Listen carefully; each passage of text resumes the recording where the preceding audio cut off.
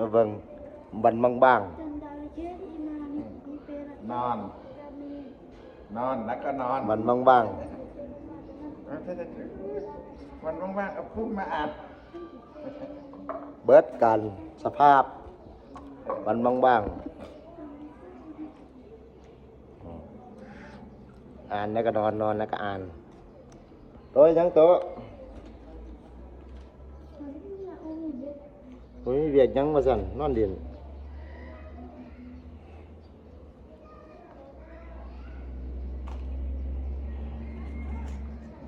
ติสารณะคามานังปะติสารณะคามานังนิธิตัง ไม่ดีกูอยู่นี่น่ะ นี่เหรอ พิสารณะกามานังนิติตัง ติสารณะคามานังนิธิตัง อิมานิปัญจสิกขาปะทานเลนะสุกตินันติเลนะโกกะ เอ้ยจะโต๊ะแล้วยังไหลเอ้ยตาย สิลังมิโซหาเย ตีลูกมันนี่ละ เอ้าตายวัน พิ นี้ สา ตาร ย ณะกามานังนิติตัง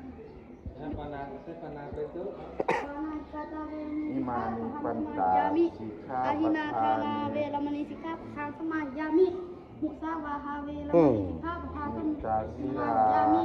กามีสุมิสาจลาเวรมณีกามีก็ไหน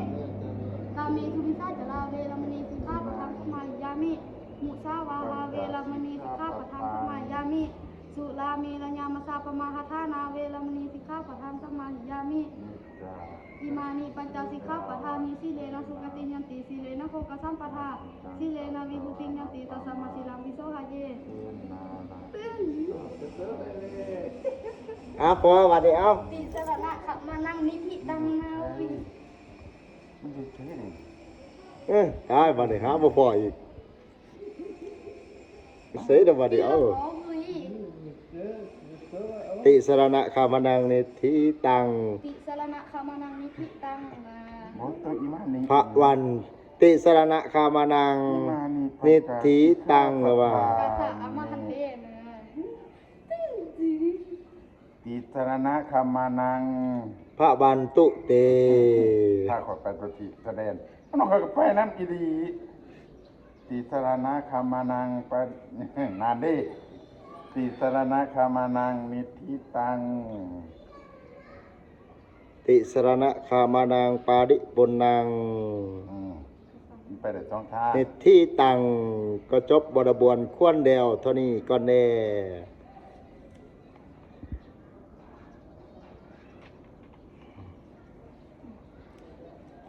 ตัวอิมานิปัญจสิกขาปทานิบัดนี้พัดนิตตาศิราวาเสนะชาตุกังกัตตวาอัปปมาเทนาราคิตาภานิสุโจโตวไรซ้ำจะโตจบก่อน บุตรอันโอ้ยจำมือคือ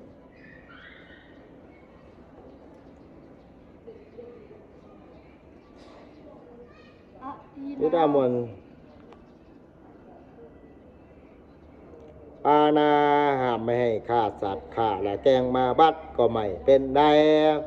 อยู่ตอนใหญ่ๆนี่ ปานาอาทินากามีแล้วก็ อาทินนาเขาห้ามลักทรัพย์ สาวาหาเว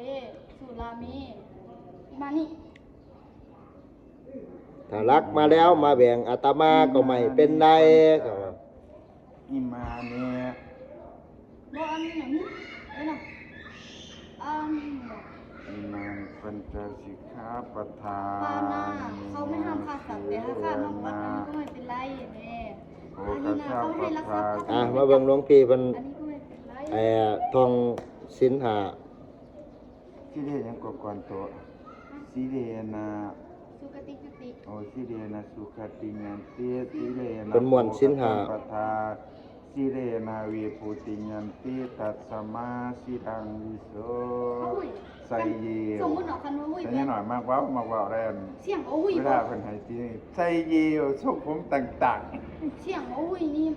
อันห้าสินห้านี่มันบอกเข้าจานเป็นออฟแลนนี่คันห้าแล้วอ่ะออฟแลนนี่ ๆให้เดี๋ยวเที่ยว ฝากไปติดตามเบิ่งหลวงพี่เพิ่น วันศีลนี่เนาะศีล15ค่ำสิมานี่เพิ่นสิได้ลงตัวจริงสำหรับ แปดพี่ ให้ศีลหาญาติโยม ชิ้นแปดที่ผม อ่า ไป ชิ้น แต่ว่า แปด ชิ้นแปดพี่ ไปพอกันขอจบคลิปไปที่เพียงสำเร็จก่อน แก้ว เจริญพร